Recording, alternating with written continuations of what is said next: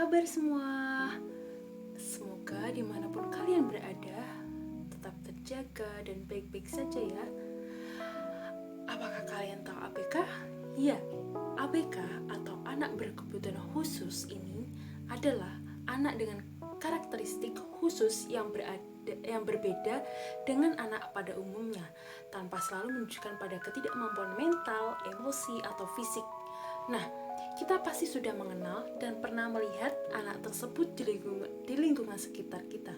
Sebagai calon orang tua atau orang tua yang memiliki anak yang tumbuh kembangnya tidak seperti anak normal lainnya, tidak perlu khawatir.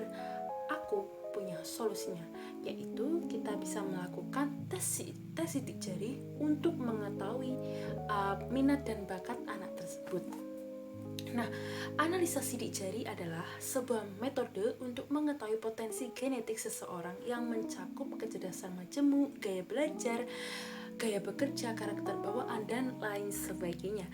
Dengan mengenal potensi diri, berarti akan lebih meningkatkan potensi untuk mencapai kesuksesan dalam hidup serta memahami diri dan orang lain secara lebih baik.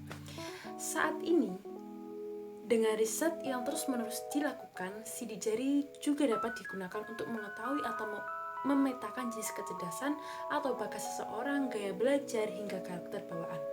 Metode ini dinamakan tes analisa bakat sidik jari atau di luar negeri dikenal dengan istilah Dermatologic Multi-Level Intelligence Test atau disingkat dengan DMIT.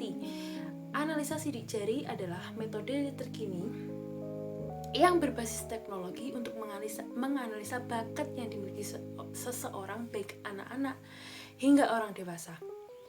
Nah, dengan mengetahui bakat seseorang, maka bisa dikembangkan potensi-potensi untuk meraih kesuksesan hidup secara lebih efektif dan efisien karena dapat mengetahui gaya belajar, kepribadian yang melekat, dan profesi yang cocok untuk anak tersebut.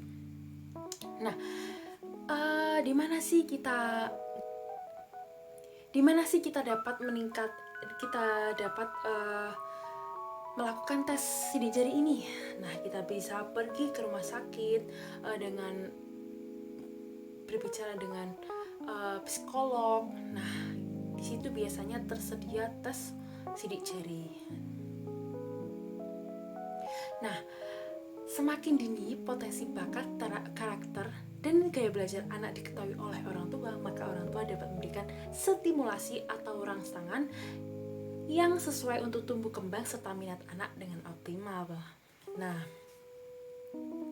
ketika kita sudah mengetahui apa saja bakat dan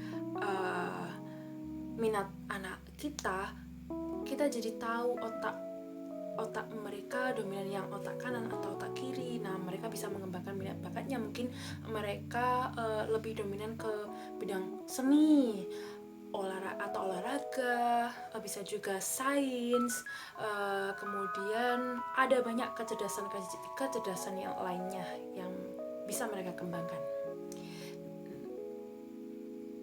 Nah, tak perlu khawatir karena tes ini juga dilakukan hanya sekali seumur hidup, tidak seperti tes kecerdasan lainnya.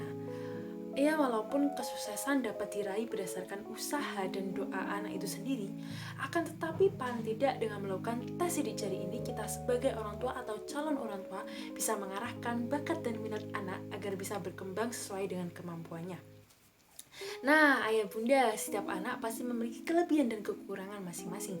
Tentunya anak juga memiliki gift dan rezeki sendiri. Kita sebagai orang tua hanya bisa membimbing, mendidik, mengarahkan, dan memfasilitasi anak kita agar bisa mengenal dirinya sendiri dan bisa mengembangkan potensi yang dimilikinya untuk meraih masa depan.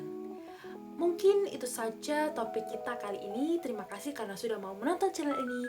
Bye, see you on the next video.